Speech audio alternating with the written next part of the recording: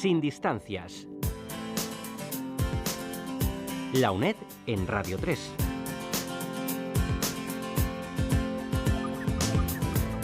Hoy conoceremos cómo la ingeniería puede transformar la vida de las personas que viven en países en vías de desarrollo mediante el diseño de tecnologías ecológicas y sostenibles. También tendremos tiempo para ofrecerles la historia mínima de la mitología, de la mano de profesores de la Facultad de Filología de la UNED.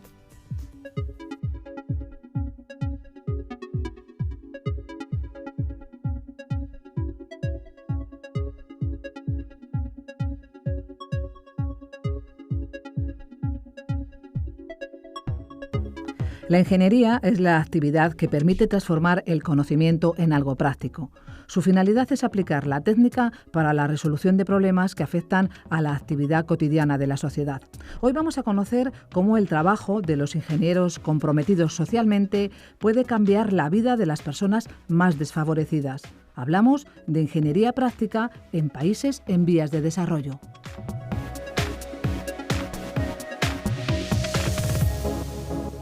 Nos acompañan Ricardo Navas, que es de la Fundación Ingenieros del ICAI para el Desarrollo. Hola, buenos días, bienvenido. Hola, buenos días. También está con nosotros Ruth Domínguez, que es veterinaria voluntaria del Centro de Conservación de Chimpancés de Guinea. Hola, buenos días. Buenos días. Y también nos acompaña Mariano Jiménez, profesor del ICAI. Buenos días. Buenos días. Y por último, Manuel Domínguez, que es profesor de la Escuela Superior de Ingenieros Industriales de la UNED. Hola, buenos días, Manuel. Hola, buenos días. Para empezar, yo creo que sería importante que nos comentases por qué un título como este de Ingeniería Práctica en países en vías de desarrollo. Yo el marco que le pongo a este programa de radio dentro del curso de Diseño Industrial y Desarrollo de Productos es centrar el tema en un concepto en el cual trabajamos en el curso, que es el diseño para el usuario. Es decir, cuando nosotros estamos diseñando piezas, productos, componentes y equipos, tenemos que pensar muy bien quién va a utilizar esos equipos. Entonces, para sacar las cosas de un contexto occidental al cual estamos todos habituados y para que nos demos cuenta de que ese planteamiento puede ser perfectamente válido en otros entornos diferentes, creo que puede ser interesante que hablemos de las problemáticas que hay en los países en desarrollo. Y de ahí la razón de convocar a esta reunión y programar este curso, ¿no? Cuando se diseña un producto, cuando se diseña un equipo, tenemos que ver en qué ámbito va a funcionar. Tenemos que hacer un análisis riguroso de las especificaciones y del funcionamiento y luego proceder a crear ese producto para que funcione. No sé si con eso queda claro, pero para eso contamos pues con personas de diferentes ámbitos, tanto usuarios como ingenieros, que yo creo que nos pueden dar una aportación interesante en este sentido. Yo creo que en la primera parte sería interesante conocer la situación de estos países. Para eso nos acompaña Ruth, que ha trabajado como veterinaria voluntaria en Guinea. ¿Cómo es la situación de un país en vía de desarrollo? ¿Cuáles son los problemas que se encuentran las personas que viven en él? Cuéntanos tu experiencia. Bueno, pues mi experiencia en realidad es un poco extrema porque tengo la sensación de que incluso en el país donde yo estaba la gente vivía mejor que como vivíamos nosotros porque estábamos en medio de la selva y con poca tecnología. Pero bueno, vamos a partir de esa base que es la que yo conozco. Como estábamos en medio de la selva, el pueblo más cercano estaba a 4 horas en coche. Y ni siquiera en ese pueblo había electricidad ni comunicación de ningún tipo, pues era muy difícil el conseguir electricidad desde fuera. Y entonces había que conseguir formas de hacer electricidad allí. Y para eso teníamos paneles solares que bueno, o porque eran muy pequeños o poco potentes o lo que sea, pues solamente nos valían para mantener electrificados los cercados de los chimpancés. Aparte de eso, pues en teoría debería funcionar también para hacer funcionar una bomba de agua que subía agua potable desde los pozos subterráneos hasta la superficie. Pero esa energía no era suficiente la mayor parte del tiempo y entonces acabábamos teniendo que ir a buscar el agua al río en bidones. Para suplir un poco esta falta de electricidad por parte de los voluntarios, pues cada uno llevaba generalmente placas solares propias.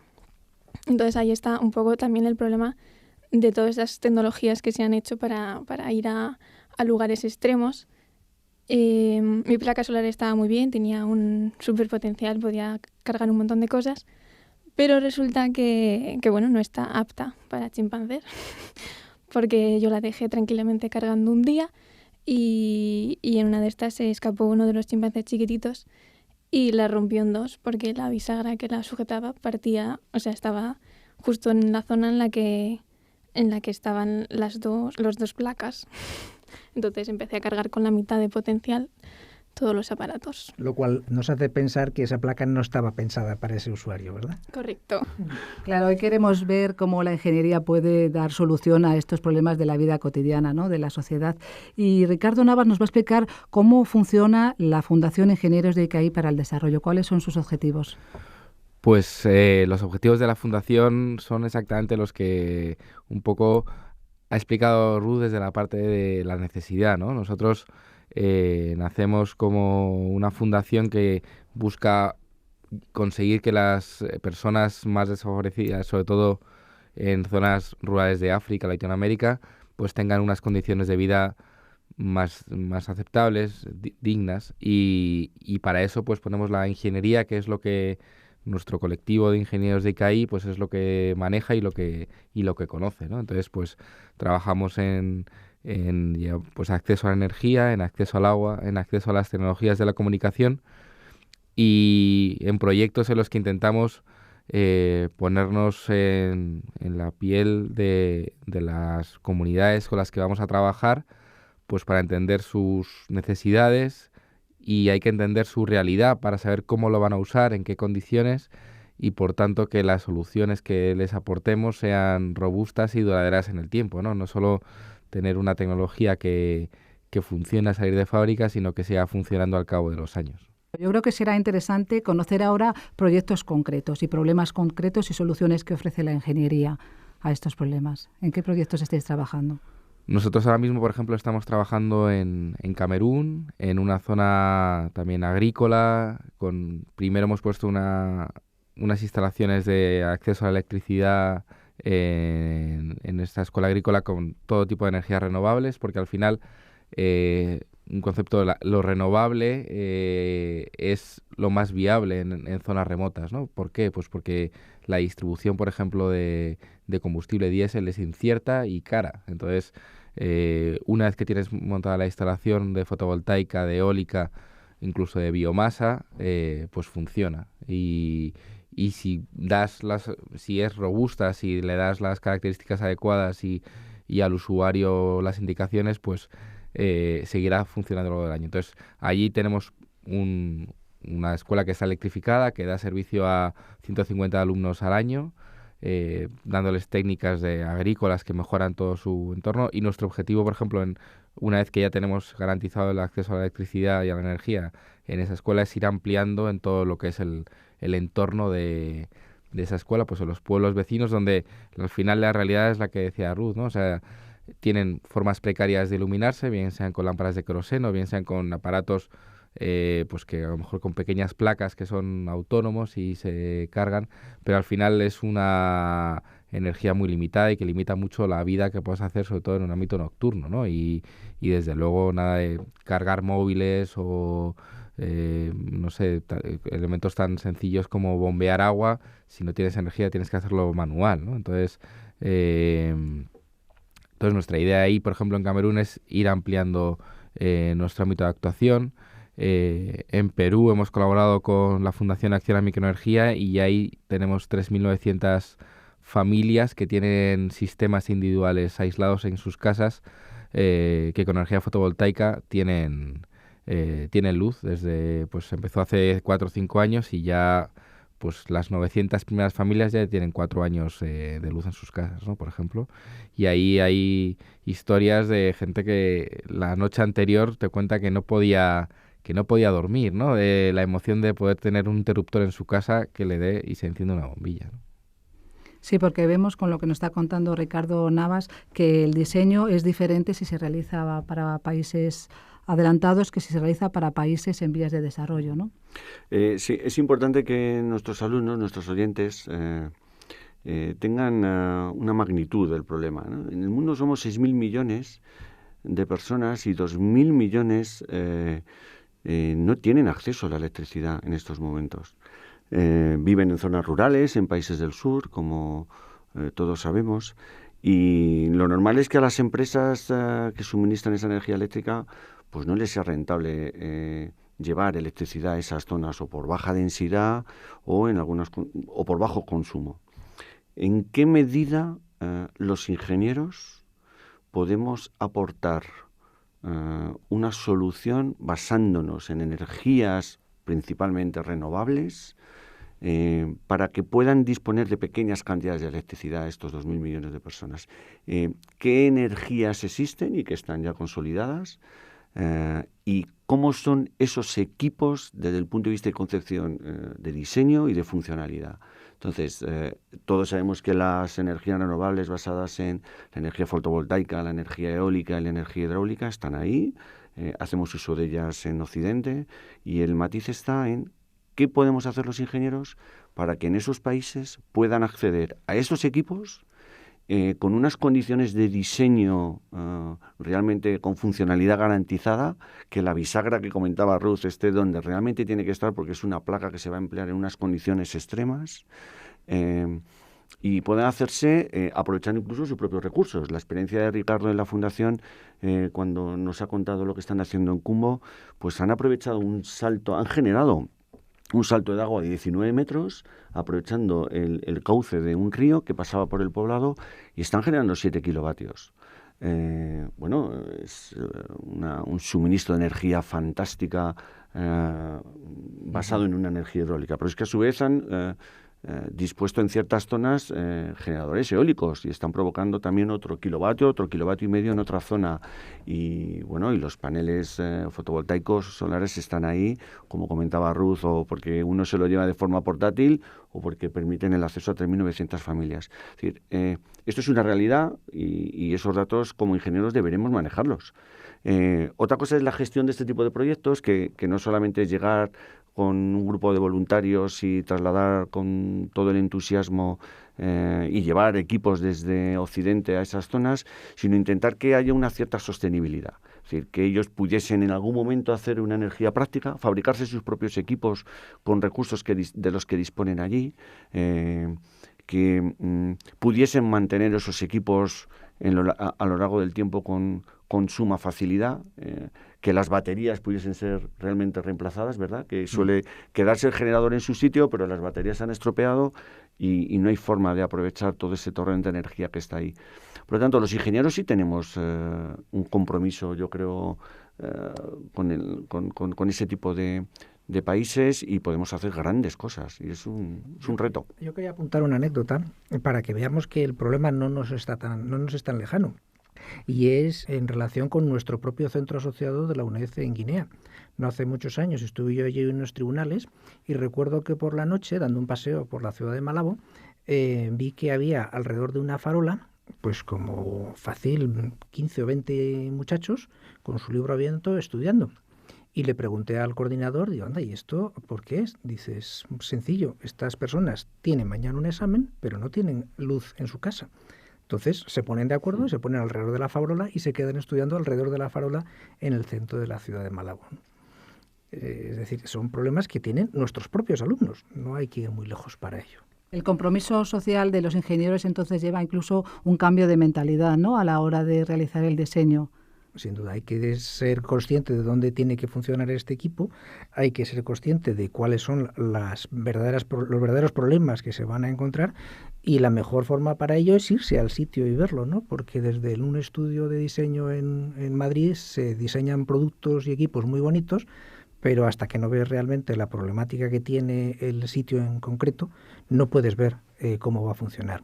Por ejemplo, el caso de baterías, que en Occidente o que en España funcionan muy bien porque el entorno de humedad de nuestras ciudades es muy bajo. Esa misma batería te la llevas a África, al centro de la selva, y la vida de esa batería se reduce a la mitad directamente solamente por el grado de humedad del entorno. Eso sin contar con las oxidaciones de los diferentes elementos, etcétera, etcétera.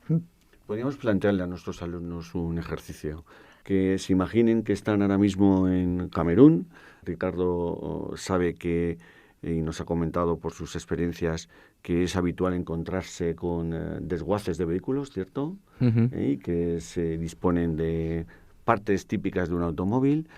¿Cómo conseguirían o qué diseño realizarían con elementos que están allí en un desguace y que forman parte de un vehículo para conseguir diseñar y fabricar in situ un pequeño aerogenerador, una pequeña turbina que aproveche el salto del agua o partes de un panel solar? A ver, ejercicio para nuestros ingenieros. Por ejemplo. Por ejemplo. En esa línea estamos trabajando en la fundación con un grupo de alumnos de la ingeniería de ICAI. Están justamente eso, ¿no? Cambiando un poco la perspectiva, hay que cambiar un poco la mentalidad totalmente, ¿no? Decir, el enfoque es distinto, el tamaño, la dimensión. Ya no hablamos de grandes molinos, no hablamos de grandes instalaciones, hablamos de instalaciones casi para uso doméstico y muy pequeñitas.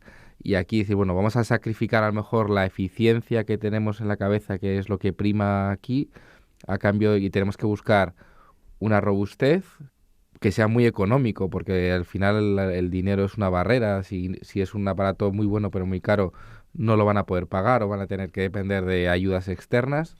Y pues con esas premisas vamos a intentar conseguir fabricar allí, pues eso, una turbina hidráulica, un aerogenerador, que lo puedan fabricar allí, que funcione y que sea con materiales que se puedan comprar localmente, ¿no? Chapas, alternadores, incluso y también con herramientas de fabricación muy básicas, que no necesiten mucho aporte de energía, porque no lo tenemos, porque tenemos que, o sea, es lo que vamos a conseguir cuando fabriquemos esos equipos, ¿no? Entonces, estamos trabajando sabiendo que probablemente nos equivocaremos al principio. Es decir, que estamos aquí diseñando desde España, desde una escuela de ingeniería, y cuando lleguemos allí nos daremos cuenta de cosas que no funcionan y que tendremos que ajustar y que arreglar, ¿no? Porque al final es verdad, hay que ir a pisar el terreno y encontrarte con los inconvenientes reales que existen y que muchas veces no eres consciente, ¿no? Pero creemos que es una línea, ¿no? Que se puedan fabricar allí sobre el terreno, que no dependan de grandes exportaciones o de grandes que podamos mandar desde países occidentales, o en este caso la mayoría de las fabricantes que vienen de China, ¿no? Muchas veces en temas fotovoltaicos, por ejemplo. Entonces es uno de los retos que nos hemos puesto, de un poco de empoderar a la gente ahí. Sobre todo en el caso de Cumbo tenemos la suerte de contar con un centro formativo que es un buen sitio donde alojar estos talleres y donde empezar a trabajar para que sea un poco nuestro objetivo es un polo de desarrollo, un polo de ir generando y repartiendo tecnología hacia el entorno, ¿no? Ese es un poco el objetivo, por lo menos en ese proyecto. Esas actividades de asesoría técnica, formación y divulgación de aplicaciones de esta ingeniería, pues es clave. Es decir, claro que en España se sabe que hay más de unas 13.000 empresas con casi 200.000 empleos de empresas de ingeniería que hacen ingeniería y que exportan hasta un 30% a múltiples países. Pero es una ingeniería de infraestructuras, es una ingeniería de puentes, autopistas, edificios, que está alejada de las condiciones que comentaba Ruth, realmente de zonas donde realmente se requiere un desarrollo básico. Entonces ya no solo es el hecho de darles la capacidad y la autonomía de fabricar sus propios equipos, es de trasladarles ese conocimiento y esa divulgación de la ingeniería que sabemos hacer en Occidente para que empiecen a ser autónomos y empiecen a generar con su creatividad y su imaginación, pues por cierta autonomía, ¿no? A la hora de trabajar y mantener equipos, de fabricar y mantener equipos. Es un reto bonito. También lo podríamos estar haciendo aquí en Madrid, en una zona en la que podamos construir una vivienda y hacerla con criterios de sostenibilidad, de respeto al medio ambiente, con materiales que también pudiesen ser reciclables, y es una ingeniería muy práctica, eso no hay ninguna duda. De hecho, por ejemplo, en el sector del automóvil ya cada vez están proliferando más los centros técnicos en los cuales te dejan el taller y tú mismo, propietario del vehículo, vas y haces las reparaciones, el cambio de aceite y toda esta serie de cosas. Pero claro, eso lo puedes hacer si la operación es sencilla, porque si te requiere elementos y herramientas sofisticadas ya no puedes hacerlo, y puedes hacerlo en determinados vehículos que te permiten hacer esas cosas. Y, por ejemplo, volviendo otra vez al entorno africano, yo recuerdo cuando estaba por allí que nos movíamos en un Renault 4.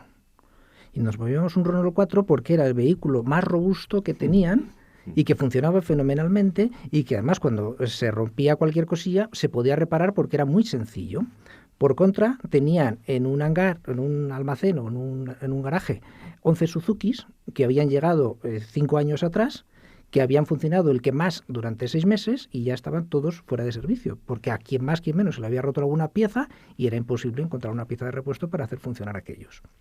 ¿Y qué áreas son las más importantes donde la tecnología puede facilitar la vida en estos países? Nosotros ahora mismo estamos trabajando con tres ámbitos un poco donde creemos que hay ámbito para la tecnología, ¿no? Ahí está la parte de la generación de energía que hemos hablado casi todo el rato hasta ahora y que es clara, es decir, se pueden conseguir elementos más baratos, más sencillos, robustos sobre todo. Hay que pensando en situaciones que van a ser fuera de la red eléctrica, que un poco es nuestro parámetro donde pensamos que siempre llega y no es verdad, no siempre llega. Ahora dentro de un grupo de organizaciones que nos hemos juntado, que es la Mesa de Acceso Universal a la Energía, en la que está la Fundación, ahí está hay otros Instituto Tecnológico de Comillas, está otro instituto de la Politécnica, la Fundación de Acción a la Microenergía, Energías Sin Fronteras, Ongawa y nosotros, pues ahí estamos trabajando en dispositivos de alta eficiencia y bajo coste, ¿no? Pensando, al final lo que el usuario quiere es tener pues un aparato que le funcione. Y si tenemos poca energía, pensemos en aparatos que puedan funcionar con muy poca energía y que sean baratos. A lo mejor no necesitan todas las prestaciones que les pedimos en el primer mundo, ¿no? Y entonces, pues, ahí hay una gran cancha para diseñar, porque al final es casi todo. Es decir, primero cambiamos muchas veces también la energía. Estamos hablando de corriente continua, no corriente alterna, 12 voltios. Es decir, son un poco distintos y sobre todo que tienen que funcionar en condiciones muy adversas y sin un servicio técnico cercano, ¿no? O sea, es decir, tienen que ser, volvemos a la palabra clave, robustos, ¿no? Y otro ámbito que también ha salido ahora mismo es el tema del almacenamiento de energía, que es un punto crítico, que es un poco el punto más débil de las instalaciones fotovoltaicas, que es el elemento más caro, que efectivamente en zonas de humedad lo es todavía más, y que en los últimos años, casi diría meses, está en el ámbito internacional evolucionando muchísimo y que las perspectivas son que cambie radicalmente los próximos 5 años, diría yo, ¿no? Estamos hablando de mucho más barato, y mejor, ¿no? O sea, pero están pensando siempre esas evoluciones en el ámbito de los países desarrollados, ¿no? De las grandes instalaciones fotovoltaicas. Nuestro esfuerzo y lo que queremos es que alguien se acuerde también de esos millones de personas que viven sin electricidad y que también tienen esas pequeñas necesidades y que al final, aunque sean muy pequeñas, como son muchos, al final también es un mercado para las empresas y para las ingenierías, si se acuerdan de ellos, ¿no? Claro, porque en el aspecto económico, ahora que se han limitado también los fondos para los proyectos de cooperación, para el desarrollo, ¿cómo veis el futuro de todos estos proyectos y estas intenciones? A España le está costando mucho alcanzar el famoso 0,7% del PIB, ¿no? Esos 7.000 millones de euros al año destinados para estas funciones que hablamos. El compromiso hay que tenerlo. Los ingenieros tenemos que tener ese compromiso con la innovación, con el desarrollo en el primer mundo y en el cuarto mundo. Es decir, necesitamos que nuestra creatividad, nuestra capacidad de diseño esté ahí en esos equipos y que pueda ser adaptada a cualquier equipo y más en estas condiciones que comentábamos. Que eso requiere un esfuerzo económico, eso está claro. Pero bueno, yo creo que los ingenieros somos capaces de diseñar y adaptarnos fenomenalmente al concepto coste. De todas formas, yo creo que el problema económico no es el más importante, porque dinero hay y el dinero, si no lo hay, se busca y normalmente se encuentra. El problema está más bien en el diseño, porque diseñar equipos que luego no van a funcionar va a ser un problema muy grave, en la organización, para que realmente los recursos lleguen allá donde hacen falta y no se queden por el camino muy bien no se sabe dónde, en el hacer llegar a los futuros usuarios un conocimiento para que ellos mismos puedan mantener en funcionamiento una serie de equipos, lo clásico de no le des un pez sino enséñale a pescar. Todas esas cosas no necesitan dinero para funcionar y pueden funcionar incluso si no hay dinero mejor, porque te obliga a agudizar el ingenio y vas a conseguir mejores resultados que si te acomodas y cuentas con mucho dinero y por lo tanto pues a lo mejor no te planteas otra serie de alternativas que podrían ser incluso mejores para resolver esos problemas, ¿no? Sí, nuestro enfoque desde la Fundación, sobre todo en los proyectos de acceso a la energía y de acceso al agua, que estamos hablando de desarrollo, ¿no? No es un tema asistencial porque ellos llevan viviendo muchos años así, sino que queremos facilitar un salto, ¿no? Un salto en sus condiciones que les permita a partir de ahí mejorar. También implica que ellos tienen que adquirir cierto compromiso, los beneficiarios, ¿no? Entonces, en la parte económica, yo creo que es importante que los beneficiarios hagan una pequeña aportación, porque lo que también no se paga no se valora, que las administraciones públicas locales de los países donde trabajamos también vean que eso es bueno para su gente y también adquieran unos ciertos compromisos no de financiación del proyecto en sí, pero sí luego al final tenemos nosotros aquí tarifas sociales a nivel eléctrico para las personas más desfavorecidas, pues algo equivalente en esos países, y en esa línea trabajamos, y entonces todo eso hace también que los recursos económicos que hacen falta para poner en marcha estos proyectos sean inferiores, ¿no? En el momento, y a partir de ahí, como aún así siguen haciendo falta, pues agudizar el ingenio,